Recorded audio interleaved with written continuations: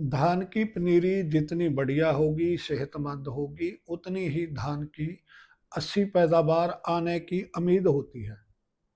धान की सेहतमंद पनीरी के लिए एक अच्छी प्लानिंग की ज़रूरत होती है।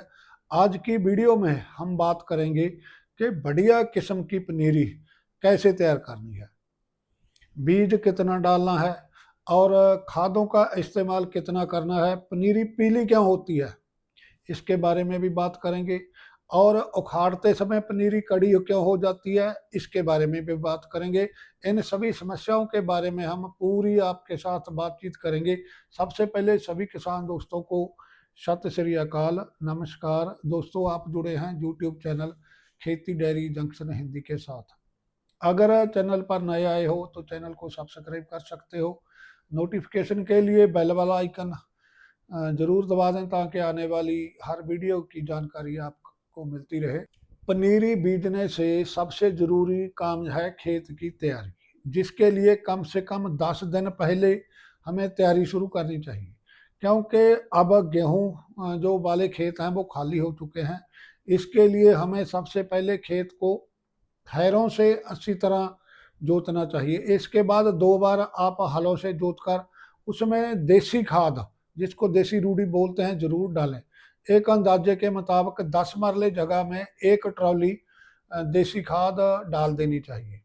खाद डालने के बाद एक बार फिर हल से उसको बाही कर दें और ताकि खाद अच्छी तरह मिट्टी में मिल जाए और फिर खेत को पानी से भर दें। इससे खाद अच्छी तरह से रच जाती है, मिक्स हो जाती है। नदीन वगैरह जो पिछले साल के धान के दाने हैं वो भी उग जाते हैं, जो बाद में जोत कर हम उनको खत्म कर सकते। जब 4-5 दिन बाद खेत हमारा बत्तर आ जाता है तो उसे फिर 2-3 बार जोत कर खुला छोड़ दें ताकि अच्छी धूप लग सके। 2-3 दिनों की धूप के बाद खेत को आप अच्छी तरह जोत कर और सुहागा या पट्टा मारकर बिजाई के लिए बराबर तैयार कर लें। जब खेत पनीरी की बिजाई के लिए तैयार हो जाता है तो सबसे पहले हमने करनी है बीज की शोध। बीज की शोध बहुत जरूरी है। इसके लिए 10 लीटर पानी में 1 किलो नमक घोल लें। उस नमक में बीज डाल दें। जो हल्का बीज होगा वो ऊपर आ जाएगा और जो भारी बीज हैं वो सब नीचे रह जाएंगे। भारी बीज को बाहर निकाल लें और साफ पानी से अच्छी तरह धो लें ताकि नमक का असर है जो खत्म हो जाए। फिर उस भारी बीज को एक दवाई आती है स्प्रिंट, 3 ग्राम प्रति किलो के हिसाब से स्प्रिंट दवाई से शोध लें और गीली बोरियों के नीचे 24 घंटे के लिए रख दें। उन पर पानी डालते रहें ताकि बीज अब वो पुंगर आए, अंकुरित हो जाए। अब बात करते हैं कि बीज की मात्रा कितनी हो। एक मरले के हिसाब से हम बात करेंगे। एक मरला जो होता है ना, 3 कर्म इधर होता है, 3 कर्म इधर होता है, तो एक मरला जगह बन जाती है। एक मरले में हमने 2.5 किलो बीज डालना है। बहुत से किसान 2 किलो बीज एक मरले में डालते हैं, जिससे जो पनीरी वो बिरली रह जाती है। जब पनीरी बिरली होगी तो उसकी जो जड़ है वो गहरी चली जाती है, ज़्यादा टेलरिंग करेगी, जो बूटा मोटा हो जाता है, जिसके कारण पटाई के समय बहुत वह कड़ी हो जाती है, उखाड़नी मुश्किल हो जाती है और ऊपर से टूटने लगती है। इसलिए जो बीज है वो 2.5 से 2.25 किलो तक रखे ताकि पनीरी घनी हो और पटाई के समय लेबर को कोई दिक्कत ना आए। कई बार पनीरी हमारी पीली हो जाती है, उसका कारण है लोहे तत्व की कमी।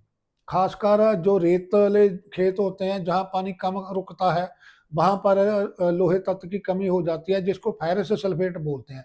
इससे बचने के लिए अगर आपका खेत रेतला है तो बजाई के समय खेत में कद्दू कर दें। कद्दू करने से पानी 1-2 दिन रुक जाता है और जो फेरस सल्फेट की कमी है, लोहे की कमी है, वो फिर नहीं आती।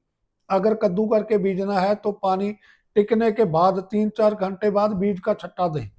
खादों की बात करें तो यूनिवर्सिटी डीएपी खाद की सिफारिश नहीं करती। इसकी जगह सिंगल सुपर फास्फेट जो खाद है उसकी सिफारिश की जाती है। एक मरले के हिसाब से आप 165 से 170 ग्राम यूरिया डालें, 375 ग्राम सिंगल सुपर फास्फेट डालें और जिंक सल्फेट अगर आपके पास 33% वाला है तो वो 160 से 170 ग्राम डालें।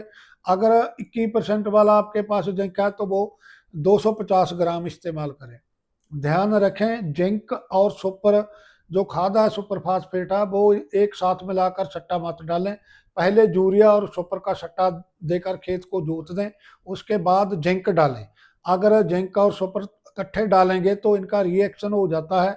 जो जिंक है वो पूरा खेत में काम नहीं करता, जिंक की कमी दिखाई देगी जिंक जिंक पाने के बाद भी। बजाय हम दो तरीकों से कर सकते हैं, सूखे खेत में छट्टा मार सकते हैं या फिर खड़े पानी में छट्टा मार सकते हैं।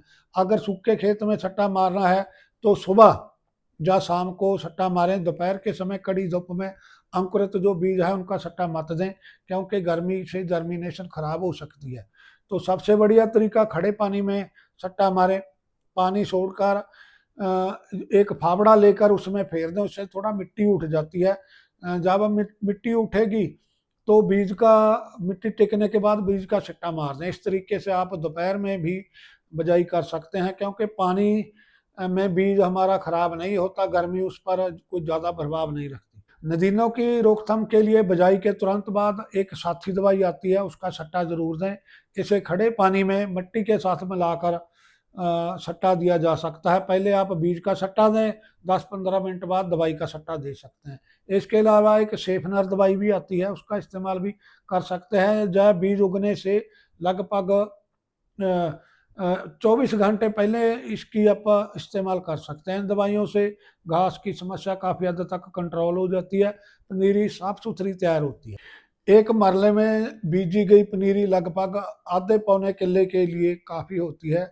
अगर आपने 10 एकड़ धान लगाना है तो उस हिसाब से आप 13 से 14 मरले जगह में पनीरी बीज सकते हैं। सही मात्रा में बीज और सही मात्रा में यदि हम खादों का इस्तेमाल करेंगे तो आपकी पनीरी बिल्कुल सेहतमंद होगी। पनीरी को लोहे तत्व की कमी से बचाने के लिए फेरस सल्फेट कमी कई बार आ जाती है बाद में भी, तो उसमें फेरस सल्फेट की 1 या 2 स्प्रे की जा सकती है अगर पत्ते पीले दिखाई दें तो। उम्मीद है कि पनीरी की तैयारी संबंधी यह जानकारी आपके लिए जरूर फायदेमंद रही होगी। अगर आपका कोई सवाल हो या आपके पास कोई अपना तजर्बा है, कोई आप साझा शेयर करना चाहते हैं, तो कमेंट बॉक्स में ज़रूर शेयर करें। खेती बाड़ी से जुड़ी जानकारी के लिए और वीडियो देखने के लिए हमारे साथ जुड़े रहें। सभी किसान दोस्तों को नमस्कार, सत श्री अकाल।